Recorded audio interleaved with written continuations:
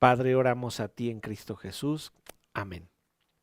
Bien, estamos ahí en Isaías 41 y recordarán que la vez pasada estudiamos de los capítulos 1 al 7 acerca de los gentiles y cómo es que a pesar de que Dios les está diciendo, les está dando un mensaje de cómo es que Él controla el futuro, cómo es que Él está al control de todo este plan de vida para toda la humanidad, ellos responden de una manera negativa y van a pensar que sus ídolos tienen un poder superior al que tiene el Dios creador del universo. Usted se puede preguntar, bueno, ¿en qué momento en realidad Dios le habló a los gentiles? Aquí sabemos que el profeta le está hablando al pueblo de Israel, pero ¿en qué momento Dios habló a los gentiles en esta época de Isaías, verdad? En este momento que está viviendo Israel con Isaías. Bueno, Dios les ha estado hablando por medio de las circunstancias en las que estos otros pueblos han interactuado con su pueblo amado. Imagínense ese mensaje maravilloso que Dios le dio a los egipcios, diciéndoles: yo soy el Dios vivo y verdadero, yo soy el que tiene bajo su control a toda la humanidad. Incluso recuerden que cada una de las plagas atacaba a cada una de las deidades de los egipcios. Imaginen también el mensaje maravilloso que recibieron los filisteos cuando fue vencido Goliat, o bien cuando capturaron el arca y ellos la introducen, ¿verdad? A tiempo antes de ese suceso de David y Goliat, la introducen, ¿verdad? En el templo de su dios Dagón y se llevan una sorpresa tremenda cuando ven que al día siguiente su dios Dagón está postrado o tirado en el suelo delante del arca del pacto.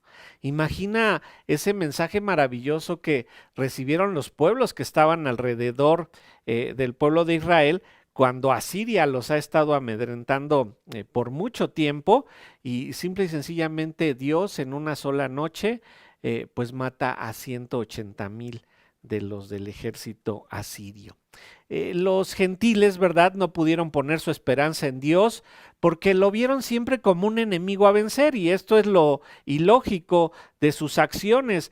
Saber del juicio de Dios, saber que estoy en su contra, pues no puede producir otra cosa más que huir de su presencia. Cuando estamos en contra de Dios, aunque no creamos en Él, pues va a ser aterrador verlo obrar. Ellos no pudieron entender que Dios reinaba y estaba buscando reconciliarse con sus enemigos. La idea es simple, como lo declara Proverbios 28:5, los hombres malos no entienden el juicio, mas los que buscan a Jehová entienden todas las cosas. Al mismo tiempo que los enemigos están recibiendo un mensaje, ¿verdad? Por medio del trato de Dios entre su pueblo y estos pueblos gentiles, el pueblo amado estaba recibiendo un mensaje claro del poder de Dios, sobre todo un claro mensaje, un mensaje puntual. ¿Qué mensaje daba Jehová en medio de los juicios a sus enemigos? Muy simple. Dios les estaba recordando: yo soy quien te sustenta con mi poder, yo soy el que te sustenta del modo que lo hice como cuando estuviste en el desierto, yo soy el que sustenta todas las cosas con la palabra de su poder, como nos dice Hebreos 1:3. El Dios Todopoderoso da o quita el sustento para moderar al mundo, para controlarlo. Dios da la lluvia o la quita, da el pan o lo quita, manda una prueba o saca de ella para mostrar al mundo su sustento soberano. El Señor, ¿verdad?, está al control de todo esto. El salmista, reconociendo esto, ¿verdad?, dice ahí en el Salmo 55:22, echa sobre Jehová tu carga y Él te sustentará.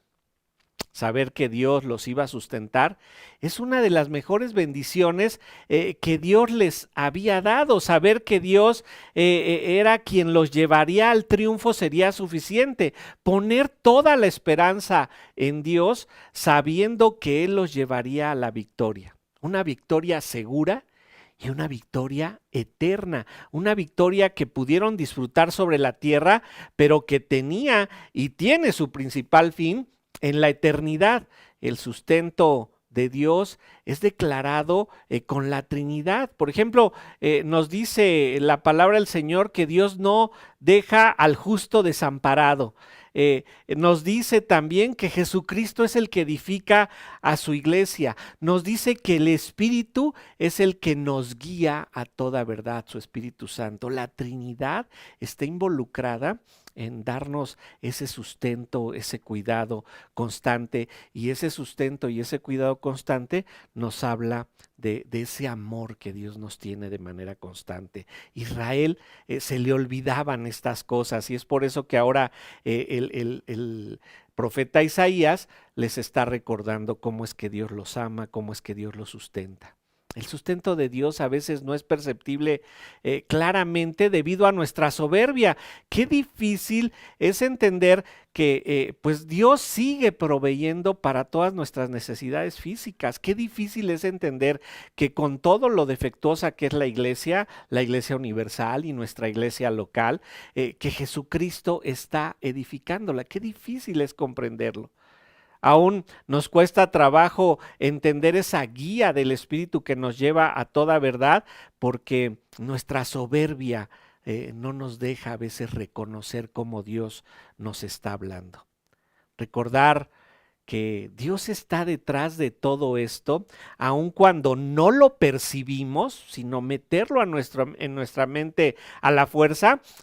Cuando logramos hacer eso y decirle a nuestra mente, Dios me ama, Dios está al cuidado, eso es fortalecer nuestra esperanza. Y era lo que el profeta estaba diciéndole a Israel: fortalezcan su esperanza y recuerden claramente cómo es que Dios los sustenta, cómo es que Dios los sigue amando, cómo es que Dios los va a llevar a la victoria, a pesar de que las circunstancias se vean tan difíciles como las veían.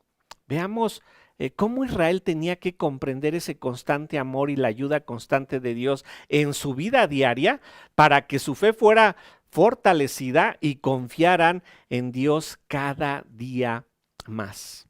Este mensaje pues puede ser también para nosotros, porque claramente nosotros debemos de entender cómo es que ese amor de Dios sigue con nosotros y cómo Él sigue sustentándonos en todo momento. Vamos a ver entonces en los versículos del 8 al 20 cómo es que el profeta Isaías le está recordando a Israel que Dios los ama y Dios los sustenta, ¿verdad?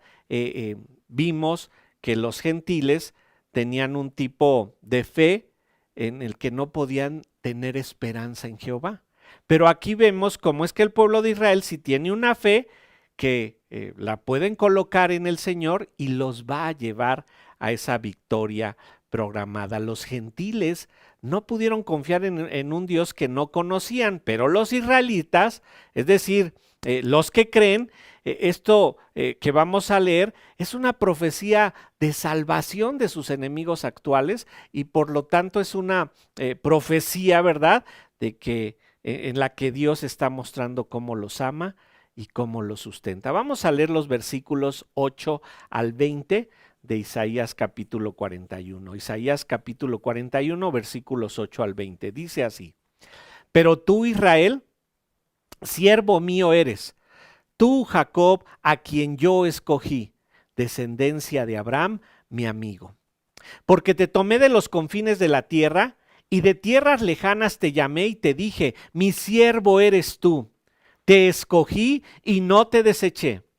No temas, porque yo estoy contigo. No desmayes, porque yo soy tu Dios que te esfuerzo. Siempre te ayudaré, siempre te sustentaré con la diestra de mi justicia. He aquí que todos los que se enojan contra ti serán avergonzados y confundidos, serán como nada y perecerán los que contienden contigo. Buscarás a los que tienen contienda contigo y no los hallarás. Serán como nada y como cosa que no es aquellos que te hacen la guerra. Porque yo, Jehová, soy tu Dios, quien te sostiene con de tu mano derecha y te dice: no temas yo te ayudo. No temas, gusano de Jacob, oh vosotros los pocos de Israel. Yo soy tu socorro, dice Jehová, el Santo de Israel es tu redentor. He aquí que yo te he puesto por trillo, trillo nuevo, lleno de dientes. Trillarás los montes y los molerás, y collados resudirás a tamo. Los aventarás y los llevará el viento, y los esparcirá el torbellino. Pero tú te regocijarás en Jehová, te gloriarás en el Santo de Israel. Los afligidos y menesterosos buscan las aguas y no las hay. Seca está de sed su lengua. Yo, Jehová, los oiré. Yo, el Dios de Israel, no los desampararé. En las alturas abriré ríos y fuentes en medio de los valles. Abriré en el desierto estanques de aguas y manantiales de aguas en la tierra seca. Daré en el desierto cedros, acacias, arrayanes y olivos, y pondré en la soledad cipreses, pinos y bojes juntamente, para que vean y conozcan y adviertan y entiendan todos que la mano de Jehová hace esto y que el Santo de Israel lo creó. Fíjense cómo inicia nuestra sección. Pero tú, Israel, ¿verdad? Un contraste, ¿verdad? Ese pero siempre nos indica un contraste con lo que se acaba de decir. Marca el contraste con los gentiles, ¿verdad? Que fueron expresados del versículo 1 al 8 y que, pues a pesar de que Dios les muestra su poder y les indica cómo va a ser su futuro, ellos no quieren confiar en él. Dice ahí, versículo 8, pero tú, Israel, siervo mío eres. La palabra para siervo, ebed en el hebreo, tiene la misma idea que la palabra doulos en el griego. Es un esclavo, una esclavitud que tenía obligaciones y derechos, y muchas veces pues estos esclavos, ¿verdad? En el contexto antiguo, tenían posiciones de mucha confianza. Y desde luego que cuando Dios está hablando y diciéndole a su pueblo que es su esclavo, no está teniendo en mente el Señor una relación de abuso o de injusticia, como sería una relación de un ser humano con un esclavo. Sabemos tantas y tantas historias de abusos. La relación de Dios con nosotros como esclavos es simplemente de subordinación. Él es el amo, nosotros obedecemos, los seres humanos cuando han tenido poder sobre otra persona, generalmente han abusado de ello. Pero Dios no lo hace, a pesar de que aquí les llame esclavos, siervos, ¿verdad? Israel, siervo mío eres tú. Dios les quiere recordar quiénes son ellos y quién es Él. Cómo es que ellos están a su servicio y Dios los ha puesto a ellos para que se cumpla o cumplan todos los planes que Dios tiene para ellos. Ellos les servirían. Dice ahí, regresemos, versículo 8, pero tú, Israel, siervo mío eres tú, Jacob, a quien yo escogí, ¿verdad? No hay mejor ejemplo de la forma en la que Dios hace su elección que con Jacob, el escogido, elegido, no se ha ganado el privilegio de serlo. Sabemos que a Israel Dios lo eligió porque los amó, Deuteronomio 7. A Jacob nos dice en Romanos 9:11 que aún ellos no habían nacido ni hecho bien o el mal, sino que Dios los eligió antes de que hubiera una obra, y de este modo se comprendería, ¿verdad?, que Dios no elige según las obras. Estos todavía no habían nacido, y es por eso que usa el nombre de Jacob, para recordarles, ¿verdad?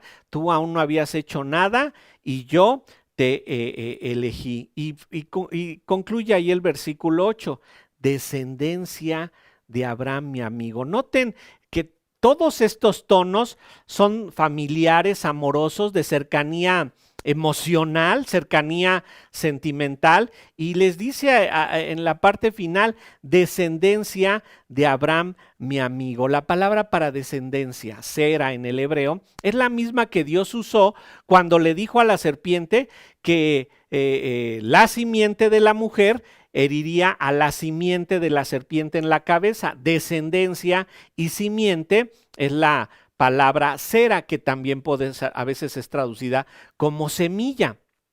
El mensaje que aquí les está dando es un mensaje de salvación por ser descendencia de la mujer, ¿verdad? Eva en este caso, y por ser descendencia de Abraham. El plan de Dios en ellos habla de Abraham, de Jacob, y obvio de toda su historia hasta este punto en donde está la profecía de Isaías, 700 años antes de Cristo.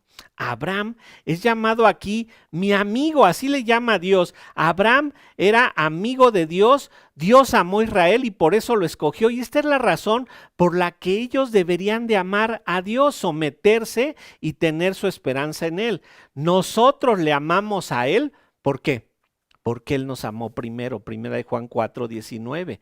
Y Juan registra las palabras de Jesús cuando dijo, vosotros sois mis amigos si hacéis lo que yo os mando. Juan 15:14. Somos amigos de Cristo como Dios Padre fue amigo de Abraham. El Señor, ¿verdad? Les está recordando en un tono amoroso esa relación que ha tenido con ellos desde su inicio. Y miren, ahora en el versículo 9 les da una descripción de su origen como siervos, algo similar al siervo que habló en el 41:2. ¿Se acuerdan que un siervo, vamos a verlo, Ciro, cuando avancemos más, dice ahí en el 41:2, ¿quién despertó del oriente al justo y lo llamó para que le siguiese, verdad? Aquí nos está hablando del llamado que hizo de Israel y dice ahí en el versículo 9, porque te tomé de los confines de la tierra y de tierras lejanas te llamé y te dije, mi siervo eres tú, te escogí y no te deseché. Ahora habla del llamado de Abraham cuando lo llamó de Ur de los Caldeos, precisamente en la zona donde es ahora Babilonia. De ahí sacó el Señor a Abraham, ahora en el momento de la profecía. Dios lo sacó y vean Génesis 15:7. Génesis 15:7 nos da un énfasis muy interesante. Dice ahí en Génesis 15:7, fíjense bien lo que le dice el Señor a Abraham, Génesis 15:7. Yo soy Jehová que te saqué de Ur de los Caldeos para darte a heredar esta tierra. No le dice, yo soy Jehová al que tú obedeciste y luego te saliste de Ur de los Caldeos. Le dice, yo te saqué, haciendo un énfasis de cómo el Señor amó a Abraham y lo metió dentro de su plan. ¿Para qué? Para que Abraham tuviese descendencia, ¿verdad? Por eso dice que son de la descendencia de Abraham, su amigo. Su descendencia sería más grande que las estrellas del cielo, que las arenas del mar, y fue su fe lo que lo hizo moverse y confiar en que el plan de Dios era mejor. Cientos años después, Dios está confirmando cómo ellos, ¿verdad? Los que están aquí presentes, escuchando el mensaje de Isaías, son descendencia de su amigo Abraham. Un recordatorio de su plan perfecto para otorgar la salvación a Israel y al mundo entero. ¿Se acuerdan que dijo ahí en Génesis 12:3? En ti serán benditas todas las familias de la tierra. Un recordatorio del origen, no de un pueblo, sino de un plan divino. Vean lo que dice Pedro en su sermón ahí en Hechos 3:13, para recordar precisamente este plan. En efecto, Abraham es un ícono, es un personaje muy especial, pero más que Abraham hay que resaltar ese plan de Dios que lo viene siguiendo desde Eva, con Abraham, Isaac, Jacob, todos los reyes hasta llegar a Jesucristo. Ese plan se está desarrollando. Vean cómo lo dice Hechos capítulo 3 en el versículo 13. Hechos capítulo 3, versículo 13. El Dios de Abraham, de Isaac y de Jacob, el Dios de nuestros padres, ha glorificado a su Hijo Jesús, a quien vosotros entregasteis y negasteis delante de Pilato, cuando éste había resuelto ponerle en libertad. ¿Qué les está diciendo Pedro? ¿Qué les está diciendo el Señor aquí a los israelitas? Pues que deben de recordar quiénes eran, de dónde venían y a dónde iban, de dónde los había sacado Dios, cómo los estaba sustentando y cómo los iba a llevar a ese plan victorioso. el plan es de Dios. Y hoy, a través de Cristo, también debemos recordar quiénes somos, hijos de Dios por gracia y fe en Jesucristo. ¿De dónde venimos? De estar muertos en nuestros delitos y pecados. ¿Y a dónde vamos? A vivir una eternidad sirviendo a Dios. Pablo diría a los Gálatas que en Cristo Jesús recibimos la bendición de Abraham, Gálatas 3:14. Abraham recuerda a toda generación cuál ha sido el plan de Dios. Abraham no fue el que tuvo el plan, lo tuvo Dios. El pueblo de Israel tenía que recordar ese amor que Dios le tenía desde esa elección que había hecho, ¿verdad? En donde el Señor les dice, yo te escogí, eres descendencia de Abraham, mi amigo, te tomé de los confines de la tierra. Debían darse cuenta cómo desde el principio Dios los había amado, darse cuenta de ese amor de Dios, pero ese amor era tangible. Entonces, aparte de entender ese amor de Dios, ahora tenían que sentir ese amor de manera tangible. ¿Cómo tenían que sentir ese amor de manera tangible? Bueno, comprendiendo cuál era la ayuda que Dios les estaba dando de manera continua. Inicia nuestro versículo 10, ¿verdad? Hablándoles de esta ayuda, y vamos a ver de los versículos 10 al 20 cómo es que Dios es su sustentador, su libertador y su proveedor. Primero ese amor de Dios y ahora esta ayuda de Dios manifestada de tres maneras: Dios como sustentador, Dios como libertador y Dios como proveedor en los versículos del 10 al 20. Dios como sustentador, versículos 10 al 13. Inicia diciéndole, no temas, no temas. El Señor le da una instrucción que, como ya lo dije, este es un tono amoroso. Para los que estudian hebreo, está inclusivo, es algo amable, algo que el Señor lo hace con mucho amor. No temas. No debes temer, sino alinearte con mis planes. Cuando te sales de mis planes, ¿verdad? Tengo que disciplinarte porque eres mi hijo. El tono es amable, amoroso. Y vean cómo les dice, no temas, porque yo estoy contigo. No hay enemigo lo suficientemente poderoso para separarnos del amor de Dios. Les dice ahí, no temas porque yo estoy contigo, no desmayes porque yo soy tu Dios que te esfuerzo. Noten, las costas, dice en el versículo 5, aquí mismo en nuestro capítulo 41, dice que las costas, recuerden que eran las costas, todas las naciones que había alrededor del mar Mediterráneo y del otro lado del mar Muerto. Dice, las costas vinieron y tuvieron temor, los confines de la tierra se espantaron, se congregaron y vinieron.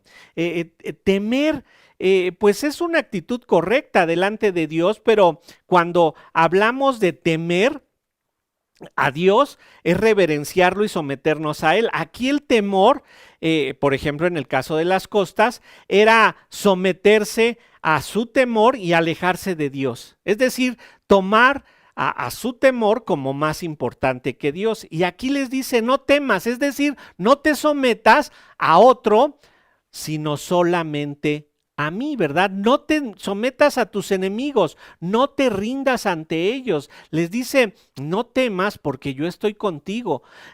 No desmayes porque yo soy tu Dios que te esfuerzo. Yo te doy el esfuerzo que necesitas para pasar por la tribulación. Literalmente, como dice 1 Corintios 10:13, Dios les va a dar la salida para que puedan soportar. Les dice ahí, no desmayes, porque yo soy tu Dios que te esfuerzo, siempre te ayudaré. ¿En qué momento se recibe ayuda? Bueno, noten, ¿cuándo nosotros buscamos una ayuda? Bueno, pues cuando se necesita.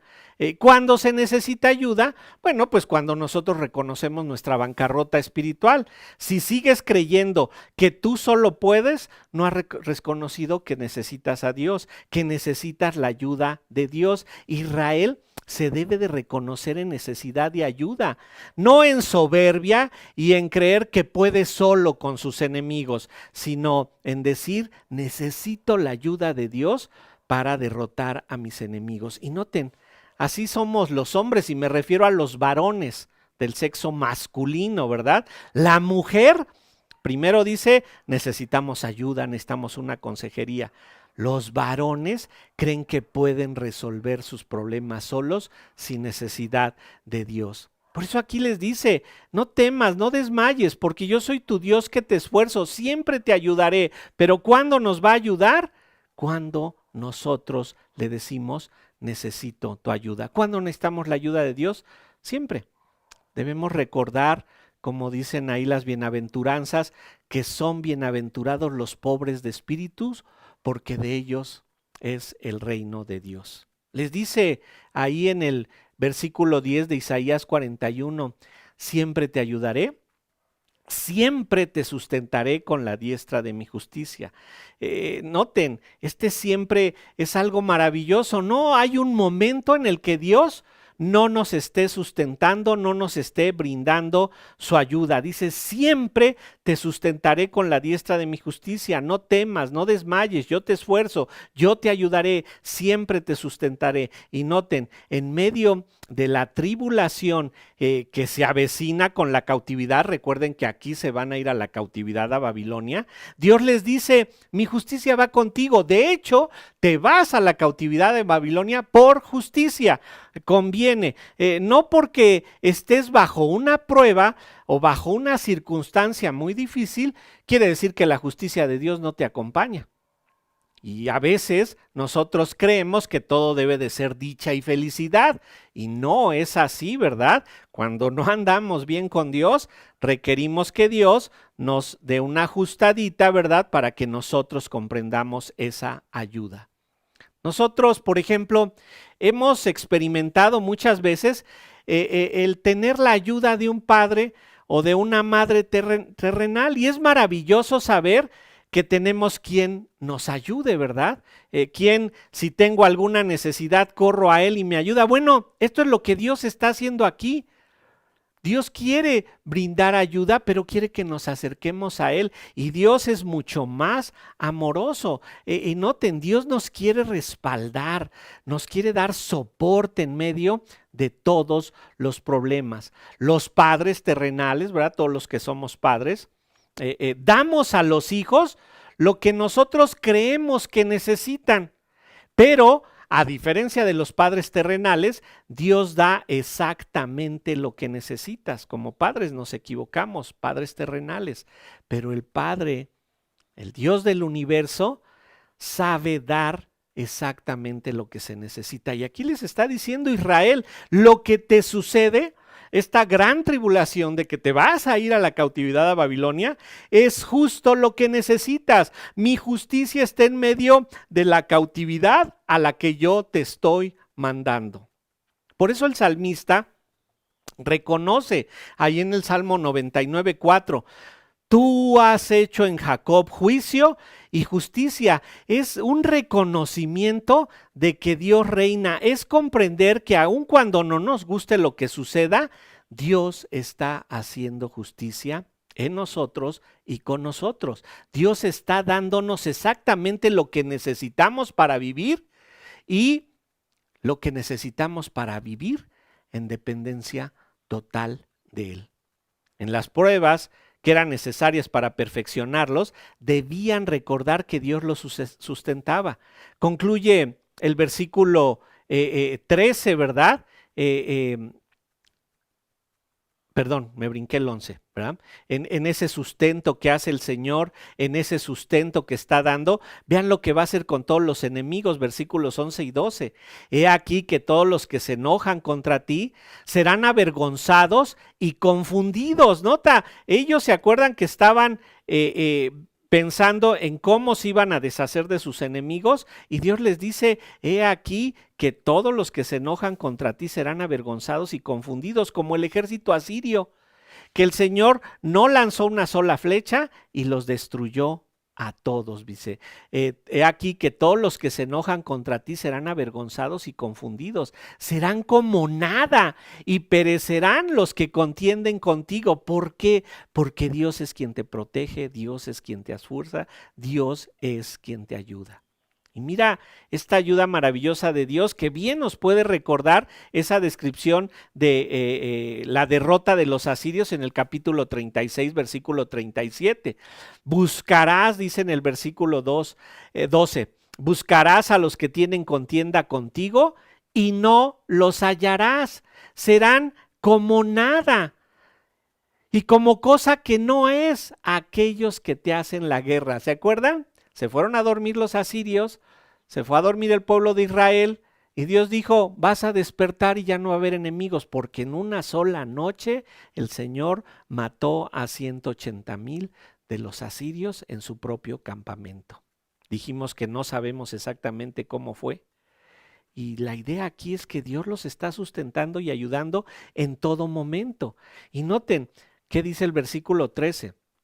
Porque yo Jehová soy tu Dios, quien te sostiene de tu mano derecha y te dice, no temas, yo te ayudo. Fíjense, Dios lo lleva de la mano derecha.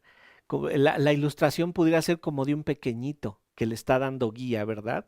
Y le dice aquí, yo soy quien te sostiene de tu mano derecha y te dice, no temas, yo te ayudo, no te sometas a tus temores, no te sometas a tus enemigos. Yo soy quien te sustenta, yo soy quien te ayuda. El Señor les dice, yo soy tu sustentador, pero también les va a recordar que el Señor es su libertador. Vean versículos 14 al 16, ¿verdad? Dice ahí, versículo 14, no temas, gusano de Jacob. Una vez más, el no temas, deben de confiar en Dios en su totalidad, deben de confiar en Él plenamente. La esperanza debe estar puesta en el Santo de Israel, como dice ahí al final del 14, el Santo de Israel es tu Redentor, y al final del 16 te gloriarás en el Santo de Israel. Ahí está toda su confianza. Y qué interesante la forma de llamarle a su pueblo amado. No temas, no te sometas a tus temores, no te sometas a tus enemigos, ¿verdad? No temas, gusano de Jacob. Qué manera tan interesante. Les dice el Señor, ustedes son unos gusanos indefensos. Ustedes son como un gusanito ahí que no tiene ninguna protección. David se reconoce de este modo en el Salmo 22:6. Así se reconoce David a sí mismo. Dice en el Salmo 22:6, mas yo soy gusano y no hombre, oprobio de los hombres y despreciado del pueblo. Delante de sus enemigos, ¿verdad? Destructores, delante de los enemigos que los venían a atacar, ellos se sentían como gusanos. Y Bildad, uno de los amigos de Job, describe al hombre de este modo delante de Dios. Ahí en Job 25:6, cuánto menos el hombre que es gusano y el hijo del hombre también es gusano. El hombre, y ahora sí el hombre y la mujer, ¿verdad? Que se siente débil, debe sentirse como gusano indefenso. Pero nota, dice ahí en el versículo 14, no temas, gusano de Jacob, oh vosotros los pocos de Israel. Pocos de Israel lo entienden. Sabemos que no toda la etnia de los israelitas van a ser salvos, sino solamente los que entienden cómo Dios los ha amado y cómo Dios los está ayudando de manera constante. Si se reconocen como gusanos, ¿verdad? Si te reconoces como gusano indefenso, yo no les estoy diciendo gusanos, el que les dijo el Señor fue que eran gusanos, ¿verdad? Si te reconoces como gusano y entiendes la necesidad de socorro, vean lo que dice el Señor ahí en el versículo 14. Yo soy tu socorro, dice Jehová, el Santo de Israel, tu Redentor. Qué maravillosa noticia para un gusano indefenso. Las amenazas de las naciones que los atacaban los hacían sentir como gusanos. Y si hay una explicación para las pruebas y los sufrimientos de Israel, era para que se sintieran como gusanos indefensos. Fíjate dónde te quiere tener el Señor. Ay, es que el Señor te quiere tener en salud y en abundancia y tú debes de tener todo bien. No, el Señor quiere que te sientas como un gusano indefenso, porque de esa manera vas a sentir que tienes necesidad de Él. Y le dice, yo soy tu socorro, dice Jehová, el Santo de Israel, tu Redentor. En este caso, habla de su ayuda como Redentor, como libertador, como salvador, pero de las fuerzas enemigas. No está hablando de la salvación eterna en este punto. Él dice, yo soy quien te va a liberar de las fuerzas enemigas. El Santo de Israel es tu libertador. Una nación oprimida, un pueblo oprimido, hombres y mujeres oprimidos por enemigos, pues deseaban ser libertados de toda de esa opresión. Dios les dice, yo soy ese libertador que necesitas. Ya estás en tu posición de gusano, ya sabes que necesitas de mi ayuda, yo soy tu libertador. Y miren cómo un gusano indefenso, que no podía destruir montes con sus acciones, ¿cómo lo va a transformar Dios con su ayuda? Vamos al versículo 15. Fíjense qué va a pasar con este gusano. Dice en el versículo 15, he aquí yo te he puesto por trillo, trillo nuevo, lleno de dientes. Trillarás montes y los molerás, y collados reducirás a tamo, ¿verdad?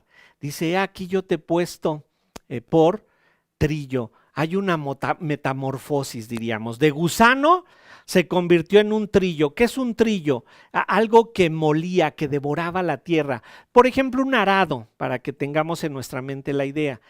Podría ser algo que entra a la tierra y la muele y la hace polvo. Por eso decimos que podría ser el arado que pulverizaba pues el terreno antes de la siembra. Pero aquí este gusano, ¿verdad?, indefenso, es transformado en un devorador de montañas, ¿verdad? Porque Dios lo socorre, Dios le da la ayuda y la protección que necesita para pasar la prueba. Recuerden, se van a ir a la cautividad a Babilonia, pero Dios les dice, tú vas a finalmente a trillar montes y los molerás, y collados vas a reducir a tamo. ¿Qué era el tamo? Polvo fino.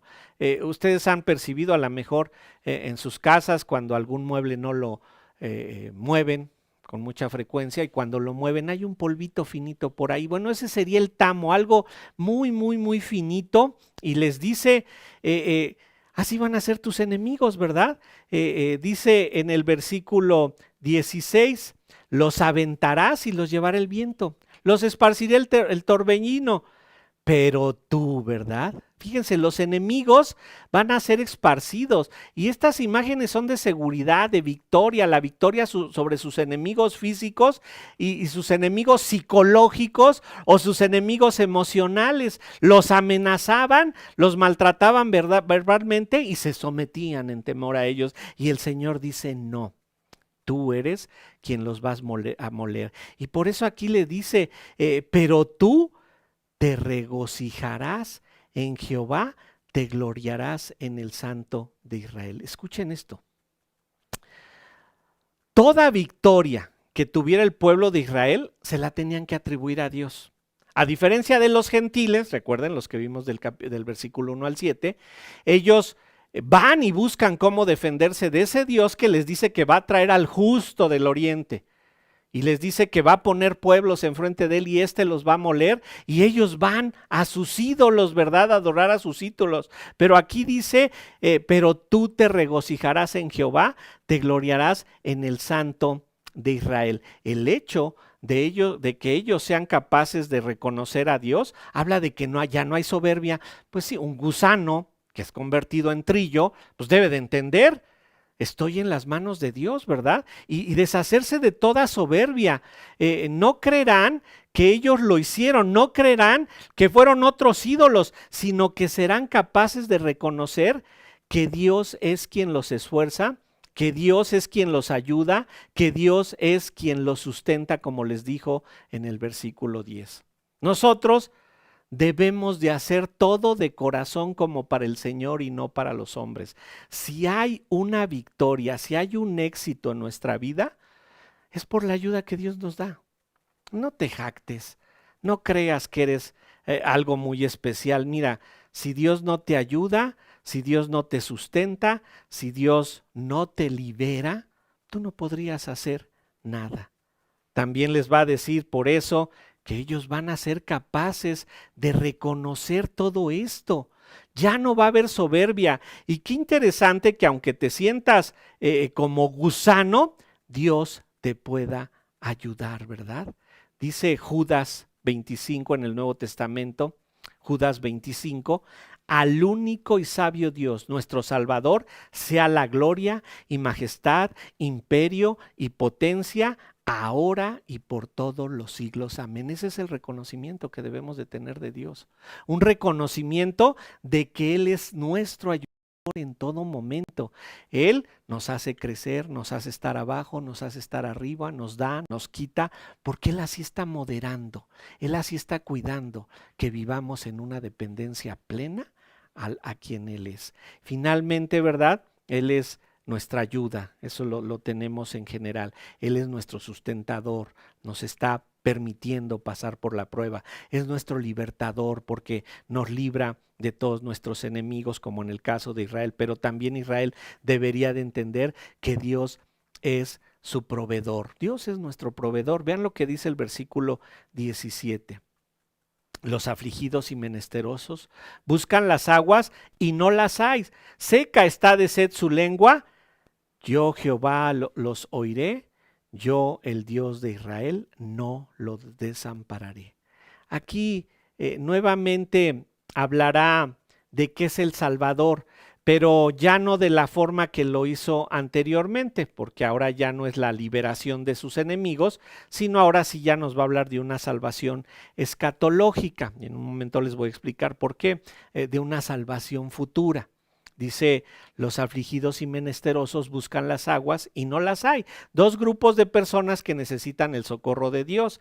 Ya dijo que el hombre es como gusano. Aquí lo describe como afligido y menesteroso, los pobres y los que no tienen nada, los necesitados y los que no tienen nada. Serían los pobres, los afligidos, los menesterosos, los que si no se les da ayuda no pueden hacer nada. Los pobres pues a lo mejor trabajan y no logran mucho. Los menesterosos son personas en completa necesidad y sin ninguna posibilidad. Ellos, ¿verdad? Buscan agua, no la hay. Seca de sed está su lengua, pero dice el Señor algo maravilloso: yo los oiré. Yo, el Dios de Israel, no los desampararé. A pesar de que dice que es el Dios de Israel, parece ser que no tiene en mente solamente a los pobres y necesitados de Israel, sino a cualquiera que sea pobre y necesitado en ese tiempo escatológico del que está hablando. Cristo dijo que a los pobres siempre los tendríamos, habría que ayudar a los necesitados, pero esto cambiará en los cielos nuevos y en la tierra nueva, porque no habrá necesitados, porque Dios cambiará todo radicalmente. Recuerden, esta sección podemos decir que es escatológica. Cuando decimos que algo es escatológico, nos referimos a los tiempos finales, ¿verdad? Vean cómo les dice en el versículo 18, cómo los va a cuidar.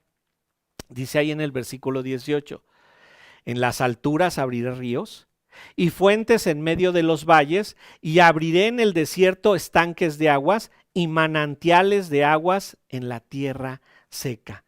Noten la transformación de la que habla el Señor.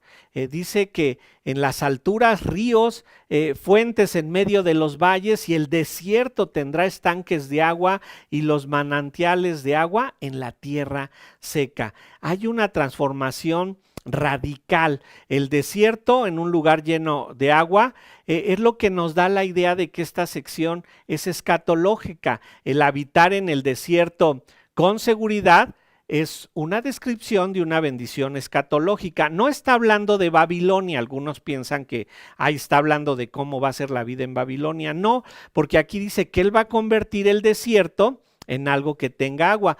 Babilonia tenía agua en abundancia porque se encontraba en medio del río Éufrates y el Tigris. este que está describiendo aquí es un desierto que desaparece y cambia radicalmente. Cuando el Señor nos muestra esos cambios radicales, entendemos que empieza a hablar de una forma escatológica. Los profetas que le están diciendo a Israel, regresa al pacto. Cuando llegamos a posiciones escatológicas, decimos, esto no tiene solución, Dios tiene que intervenir para cambiarlo todo. Como lo dijo en Isaías 11, 6 y 7. Morará el lobo con el cordero y el leopardo con el cabrito se acostará, el becerro y el león y la bestia doméstica andarán juntos y un niño los pastoreará. La vaca y la osa pasarán y sus crías se echarán juntas y el león como el buey comerá paja.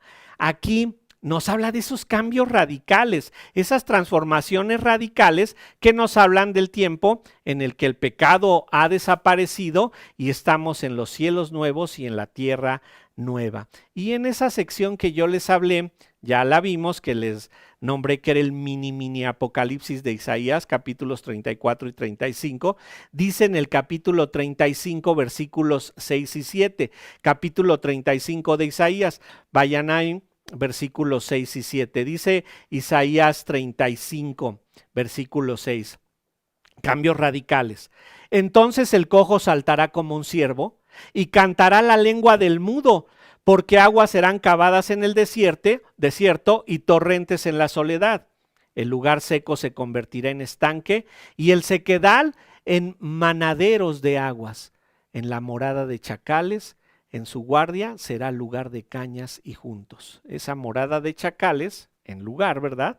Serán cañas y juntos. Nos habla de cambios radicales. Cuando hay esos cambios radicales, sabemos que es un tiempo escatológico. Y miren cómo aquí mantiene el cambio. Vamos al versículo 19, Isaías 41, versículo 19, para mostrar ese cambio radical, cómo el desierto que no producía nada, ahora produce.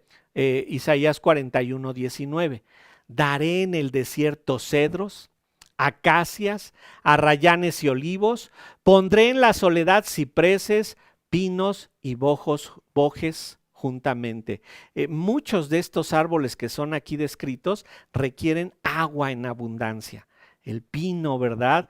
El boje, que es un abeto, que es un tipo de pino. Dice que va a cambiar el desierto ahora en un lugar frondoso. Estos árboles eran característicos del Líbano, de Siria incluso, que es al norte de Israel, en donde había agua en abundancia. Pero ahora dice que en el desierto va a tener esto. No está hablando de Babilonia, esto nos ayuda, porque en Babilonia lo que abundaban eran palmeras, ¿sí? Y aquí no dice que vaya a poner palmeras, sino un tipo de árboles que requieren agua en abundancia, que es una zona más boscosa, más abundante de frutos. Todo esto es una prueba de que Dios no olvida sus promesas. A pesar de que las circunstancias presentes no sean lo mejor ante sus ojos, Israel está siendo amenazado, Dios establecerá su glorioso reino que tiene como principal característica que no hay pecado en él. ¿Se acuerdan que les he dicho? Bueno, si simple y sencillamente el cielo fuera como es la tierra, pero no hubiera pecado, sería algo glorioso. Esto es completamente seguro. Va a suceder a su debido tiempo. Dios no ha olvidado esas promesas a su pueblo. Dios los está pasando por todo eso para estarlos perfeccionando, ¿verdad? Y lo que cambia todo, como podemos ver aquí, esa transformación radical, es la bendición de Dios en acción, esa ayuda que Dios está dando para que el pecado que está descomponiendo toda la creación, Dios lo mantiene y lo va a transformar. Dios sustenta y lo va a transformar a su debido tiempo. Hoy el pecado distorsiona mucho la visión de que Dios nos está bendiciendo en todo momento, de que nos está amando en todo momento, de que nos está ayudando. El pecado nos hace pensar y creernos hasta dichos del mundo. Es que Dios dice, ayúdate que yo te ayudaré, y creemos que nosotros tenemos que ayudar a Dios de alguna manera. Pero si hay alguna manera en la que debemos ayudar a Dios, si hay una manera en la que debemos de cooperar con Dios, es obedeciendo. Pero en este tiempo escatológico en donde Dios hace cambios radicales, ¿verdad? Fíjense bien, ya no va a ser como hoy, en que nublamos. ¿Será que Dios me ayuda y miren qué pruebas me tiene? Ahí Dios te está ayudando. Ay, es que mira lo que me está pasando. Dios está haciendo su justicia en ti. En este tiempo escatológico va a ser perfectamente claro y perfectamente visible que Dios está al cuidado de todas. Vean cómo concluye esta sección en el versículo 20. Dice en el versículo 20, Isaías 41:20, para que vean y conozcan y adviertan y entiendan todos que la mano de Jehová hace esto, que el Santo de Israel lo creó. Todo esto lo hace Dios con la idea de que los israelitas, y lo voy a poner en términos mundanos terrenales, ¿verdad? La idea que los israelitas piensen en una pensión eterna llena de comodidades. Fíjense, la eternidad no crean que vamos a estar sin hacer nada. Vamos a estar trabajando para glorificar a Dios, vamos a hacer todo para su honra, pero en ese tiempo dice que vamos a ver y conocer, advertir y entender todo lo que hace Dios. La mano de Dios, la intervención de Dios es continua desde la creación y hasta el final de la tierra, desde el tiempo de Israel hasta el profeta Isaías, 700 años de Cristo, desde la creación hasta nuestros días, y va a seguir interviniendo Dios hasta la eternidad. La diferencia es que en este tiempo de Israel les costaba trabajo aceptar que Dios estaba haciendo su voluntad con ellos. No les gustaba el trato de Dios que les daba y por eso creían que Dios los dejaba. Pero Dios estaba obrando ahí su justicia. Hoy podemos tener ese mismo problema.